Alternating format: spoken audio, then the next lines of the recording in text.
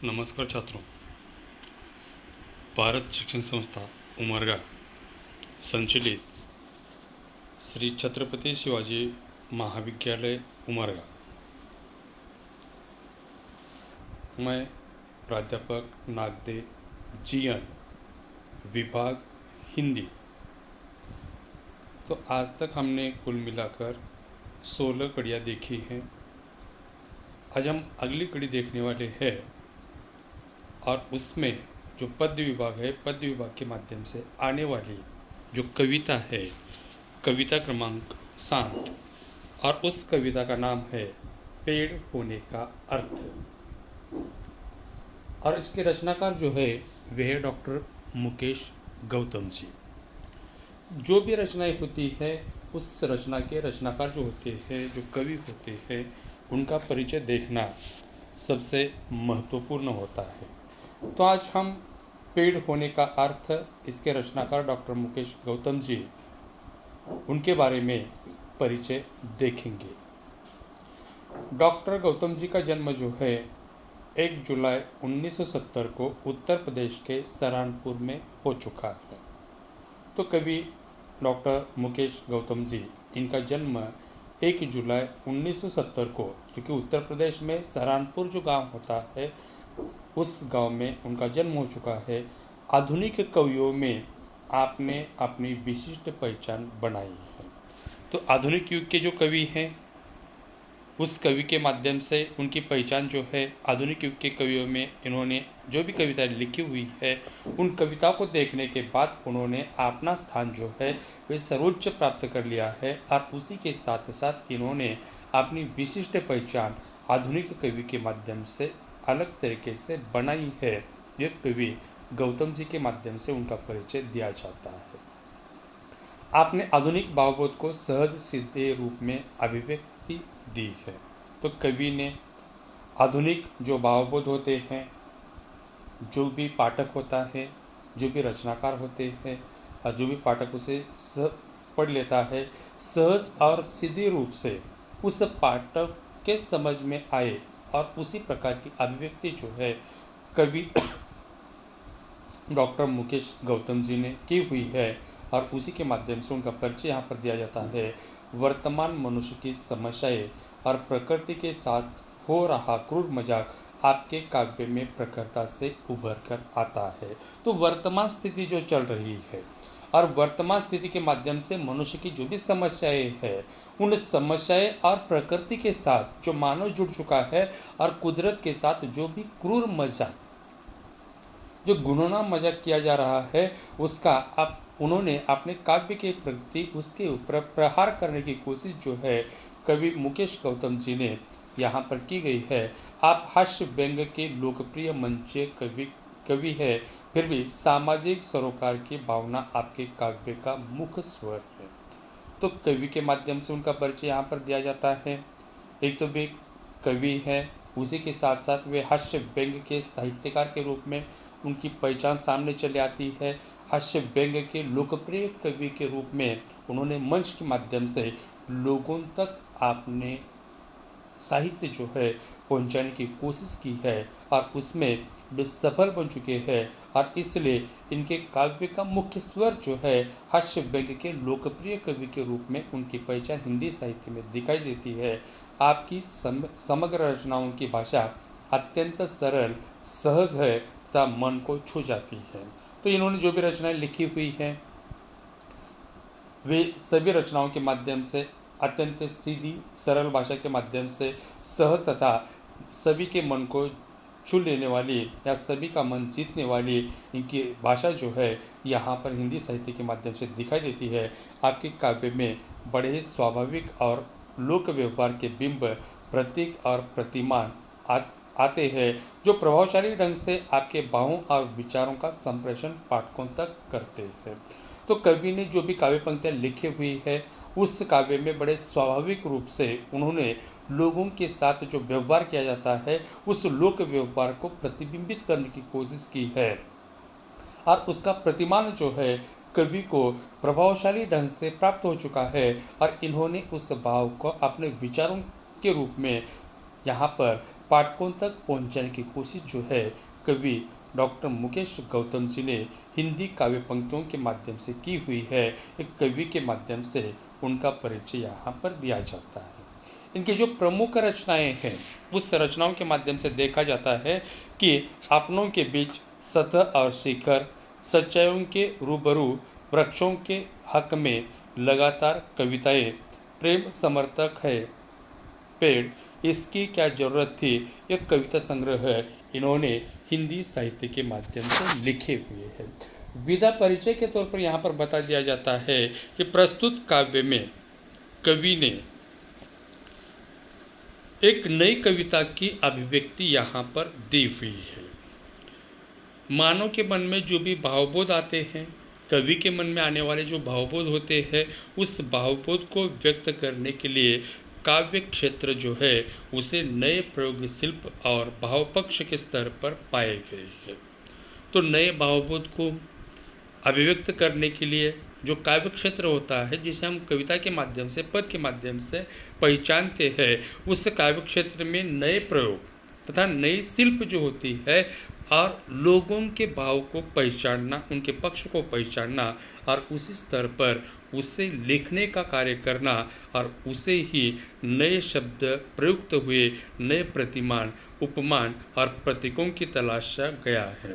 तो इसी नए भावबोध को नई कविता के माध्यम से नए शब्द प्रयुक्त हुए हैं, नए प्रतिमान प्राप्त हो चुके हैं, उपमान और प्रतीकों की तलाशी की गई है और उसे यहाँ पर नई कविता के माध्यम से अभिव्यक्ति तथा उसकी पहचान की जाने लगी।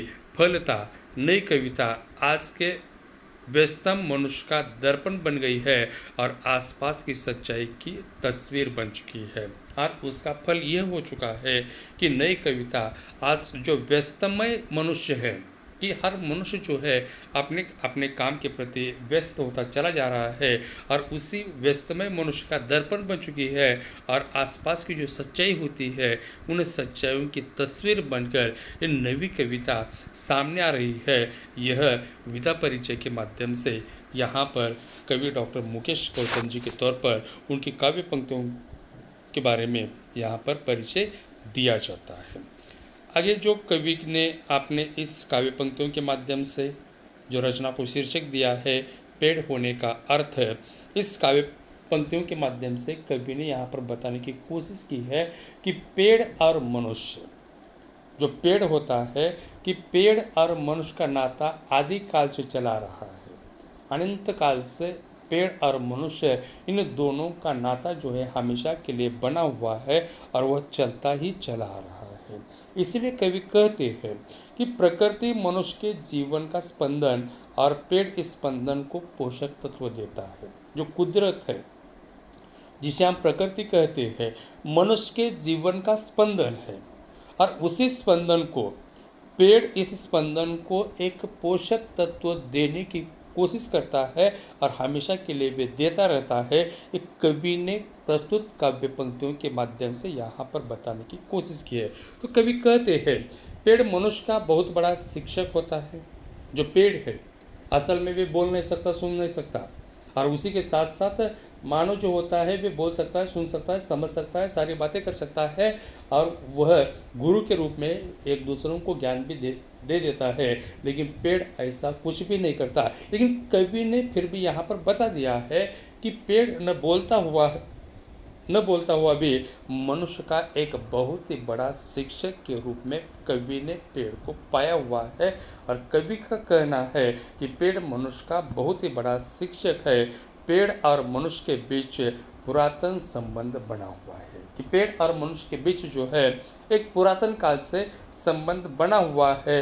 पेड़ ने भारतीय संस्कृति को जीवित रखा है। ये जो पेड़ होता है, उस पेड़ ने भारतीय जो संस्कृति है, विश्व के माध्यम से सबसे अच्छी जो संस्कृति मानी जाती है वे भारतीय संस्कृति है और उसी पेड़ के माध्यम से ये भारतीय संस्कृति आज तक जीवित रखने का कार्य जो है उस पेड़ ने किया है। क्योंकि मनुष्य को संस्कारशील बनाने का कार्य पेड़ के माध्यम से किया गया है।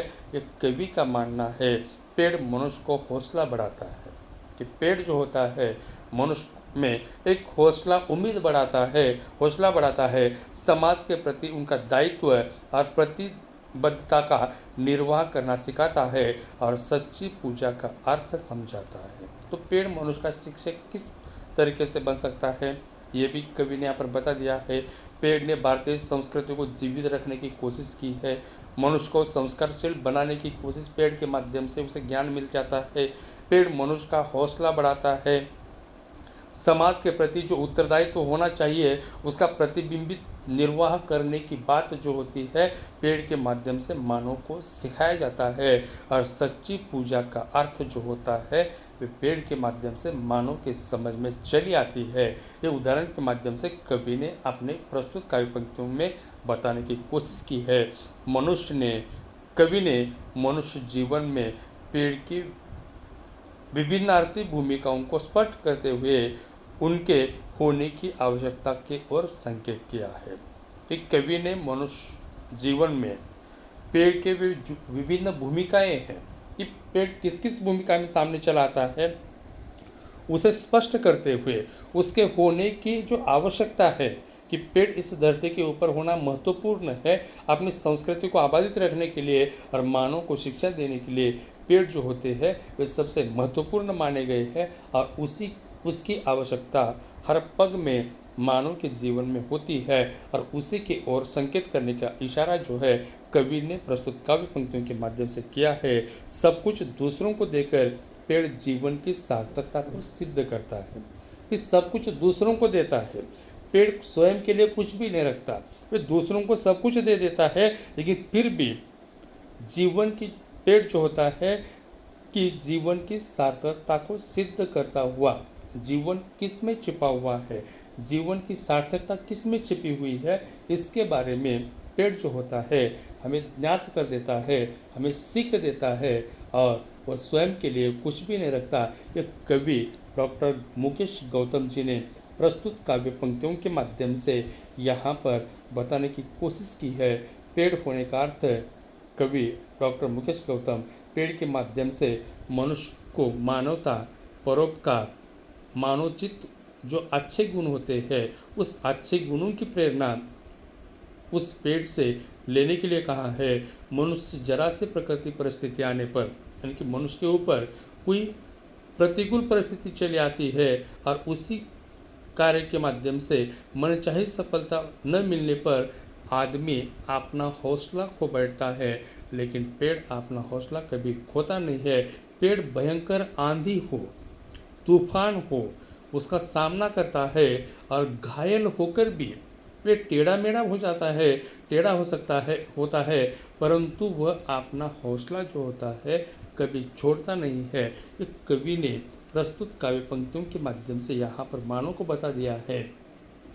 पेड़ के हौसले के कारण शाखाओं में स्थित जो घोंसले होते हैं उस घोंसलों में चिड़ियों की चहचहाट चारों तरफ गूंज जाती है, सुनाई देती है और सारी रात भयंकर तूफान आने के बाद भी वे चिड़िया जो होती है उस पेड़ के ऊपर जो घोंसला उन्होंने बनवाया है उस घोंसले में सुरक्षित रह जाती है। और सचमुच पेड़ का हौसला बहुत ही बड़ा होता है। पेड़ बहुत बड़ा दाता है। पेड़ ही जड़, तना, शाखाएं, पत्ते, फूल, फल और बीज अर्थात पेड़ का कोई भी भाग अनुपयोगी नहीं होता। एक कवि ने प्रस्तुत काव्य पंक्तियों के माध्यम से यहाँ पर बताने की कोशिश की है, क्योंकि मानव के माध्यम से अपने स्वार्थ को पूरा करने के लिए पेड़ पर कुल्हाड़ी चलाई जाती है।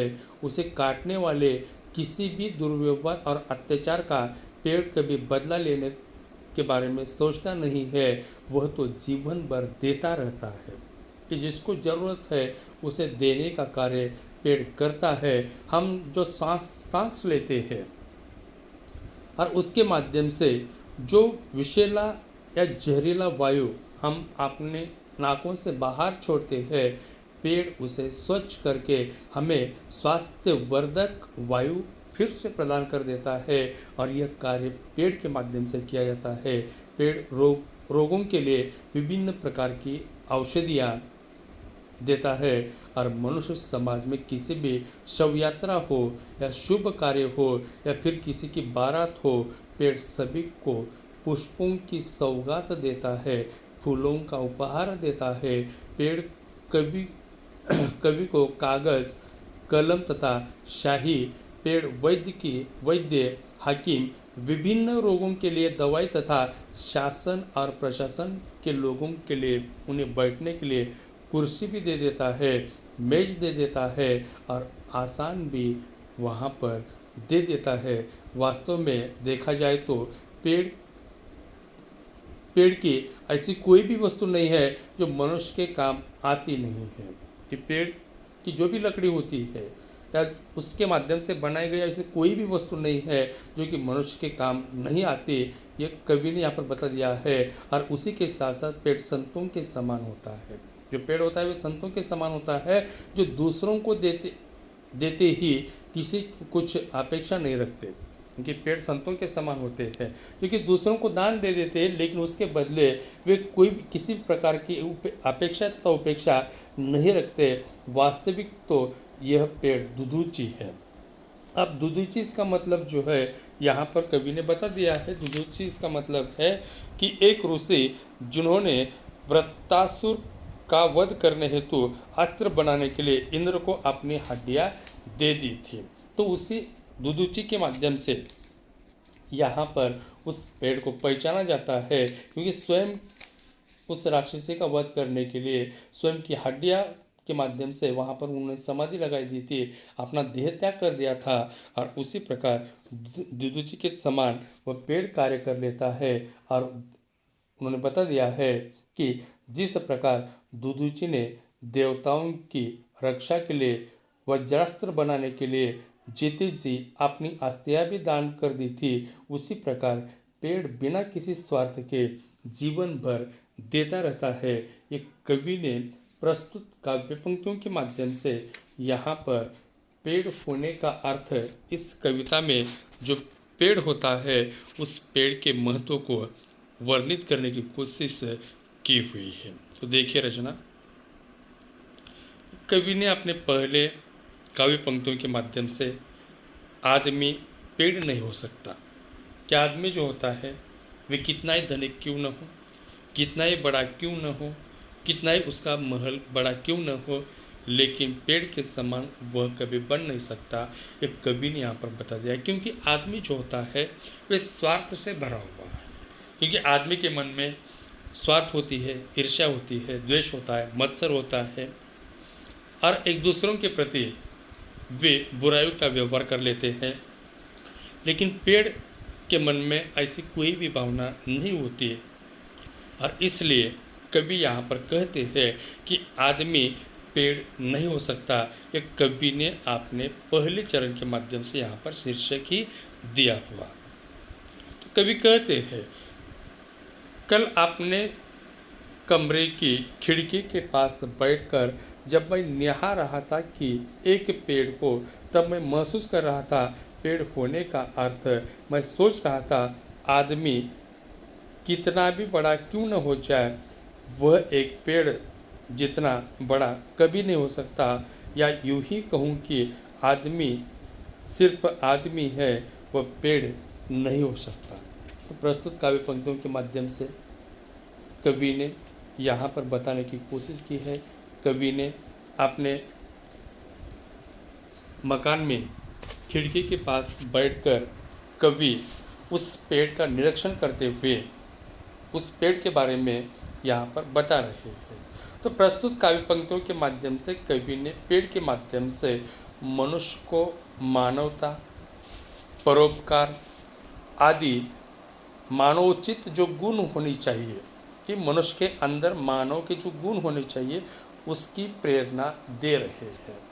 कि कौन से गुण मनुष्य में अच्छे होते हैं, अच्छे हैं, ये बात जो है उसी प्रकार की प्रेरणा जो है कवि को पेड़ के माध्यम से मिल रही है। और कवि उसका मुआयना या इसे निरीक्षण कहा जाता है वे कर रहे हैं। वे अपने कमरे में अपनी खिड़की के पास बैठकर उस पेड़ को निरीक्षण कर रहे हैं, उसका मुआयना कर रहे हैं, उसे निहार रहे हैं। कभी अपने कमरे में खिड़की के पास बैठे हैं, वो बाहर खड़े पेड़ को देखते हैं तो पेड़ का हौसला, उसके दान की प्रवृत्ति कवि को सोचने पर विवश कर देती है कि पेड़ में जो उम्मीद है, जो हौसला है, और उसी के साथ साथ उसे दान करने की जो प्रवृत्ति उसके अंदर छिपी हुई है, उस प्रवृत्ति को देखकर कवि यहाँ पर विवश हो जाते हैं, हताश हो जाते हैं, निराश होकर वे उस अपने कमरे में खिड़की के पास बैठकर उस पेड़ को निहार रहे हैं। अनगिनत विचार कवि के मन में पैदा हो जाते हैं, कवि के मस्तिष्क में उठने लगते हैं। कवि कहते हैं मनुष्य कितना ही बड़ा क्यों न हो, कि मनुष्य कितना ही बड़ा क्यों न हो, वे शरीर से बड़ा हो या उसी के साथ साथ तन से बड़ा हो या मन से बड़ा हो या उसी के साथ साथ धन से बड़ा हो, लेकिन वे पेड़ के जैसा, पेड़ के समान कभी बन नहीं सकता। ये कवि ने अपने मन में पूरी तरीके से सोच लिया है, विचार कर लिया है, और उस पेड़ तथा मानव की तुलना कवि यहाँ पर कर रहे हैं। पेड़ के हौसले से मनुष्य को सीख लेनी चाहिए कि पेड़ में जो हौसला है, जो उम्मीद है, उससे मानव को सीख लेनी चाहिए, उससे ज्ञान लेना चाहिए। पेड़ जब से जन्म लेता है कि पेड़ पैदा हुआ है, वे भूमि से उग जाता है, पेड़ जब से पैदा हो चुका है और वे पैदा होता है, अर्थात जब वह कोमल सा रहता है, नाजुक सा रहता है, वे अंकुर सा होता है, तब से जीवन पर्यंत, तब से उसके अंत तक वह किसी का आश्रय पसंद नहीं करता। यानी कि पेड़ जो होता है वह स्वयं अंकुरित हो जाता है, वे स्वयं फूलता है, फलता है, और जीवन के अंत तक वे स्वयं आत्मनिर्भर रहता है। वे दूसरों के ऊपर, दूसरों किसी का आश्रय नहीं लेता। ये कवि ने यहाँ पर बता दिया है, लेकिन मानव का ऐसा नहीं है। मानव स्वार्थी है, वे दूसरों के ऊपर निर्भर रहता है और अपने हित के लिए, अपने स्वार्थ के लिए, हमेशा के लिए वे चापलूसी करने लगता है। ये कवि ने प्रस्तुत काव्य पंक्तियों के माध्यम से यहाँ पर बताने की कोशिश की है, क्योंकि पेड़ जो होता है उसके ऊपर भी बहुत सारे संकट चले आते हैं, बहुत सारी कठिनाइयाँ चली आती है, आंधी आती है, तूफान आता है, या आए, या सामने कोई कैसा ही बड़े से बड़ा महाप्रतापी राजा क्यों ना आए, लेकिन पेड़ अपनी जगह से हिलता नहीं है। बारिश हो, तूफान हो, आंधी हो, या वीर राजा उनके सामने आकर खड़े हो जाए, वे शस्त्र के साथ तैनात हो जाए, लेकिन पेड़ जो होता है उसे किसी का डर नहीं है, वे अपनी जगह से हिलता भी नहीं है। पेड़ कभी किसी के सामने झुकता भी नहीं है, अपना सिर जो है किसी के सामने झुकाता भी नहीं है। जब तक पेड़ जीवित है और जब तक पेड़ जीवित रहता है, जैसे ही परिस्थिति क्यों न हो, एक ही स्थान पर खड़े खड़े उसका डटकर सामना करता है। कि पेड़ जो होता है एक ही स्थान पर वह रहता है, हिलता नहीं है, हिलता है, डुलता है, लेकिन अपना स्थान कभी छोड़ता नहीं है। वे डटकर आने वाले कठिनाइयों का, आने वाले संकट का सामना करता है, मुकाबला करता है। जबकि मनुष्य का स्वभाव है कि शक्तिशाली व्यक्ति या स्वार्थ पूर्ति करने वाले के पैरों में वे अपना नाक रगड़ने से भी कभी कतराता नहीं है, लेकिन मानव का वैसा नहीं है। जब भी कोई शक्तिशाली व्यक्ति उनके सामने चला आता है या अपना कोई स्वार्थ पूरा करने के लिए वे सामने वाले व्यक्ति के पैर के ऊपर अपना नाक जो होता है उसे रगड़ने की कोशिश करता है, और उसमें उसे किसी प्रकार की लज्जा भी नहीं लगती और वे शर्माता भी नहीं है। साथ ही जरा सी प्रतिकूल परिस्थिति आने पर भी किसी कार्य में मनचाही सफलता न मिलने पर हौसला खो बैठता है। उनके साथ भी जरा सी कोई प्रतिकूल परिस्थिति उनके ऊपर चली आती है, कोई संकट आता है, तो उस संकट का मुकाबला वह नहीं कर सकता। अपनी मन चाहा, अपनी इच्छा होती हुई भी वे उस संकट का सामना नहीं कर पाता और उसमें उसे सफलता नहीं मिलती, और उसी के कारण वे अपना हौसला जो होता है, जो हिम्मत होती है, वे खो बैठता है, और उसी के साथ साथ वे फिर से मायूस बन जाता है। लेकिन पेड़ का वैसा नहीं होता। पेड़ किसी के सामने झुकता नहीं है। वे अनेक संकटों का सामना करता है, अनेक कठिनाइयों का सामना करता है और अपनी जगह से हिलता नहीं है। और इसलिए ये सारी बातें जो है हमें पेड़ से सीख लेनी चाहिए। इस प्रकार की बातें जो है डॉक्टर मुकेश गौतम जी ने पेड़ होने का अर्थ इस रचना के माध्यम से हमें बताने की कोशिश की है।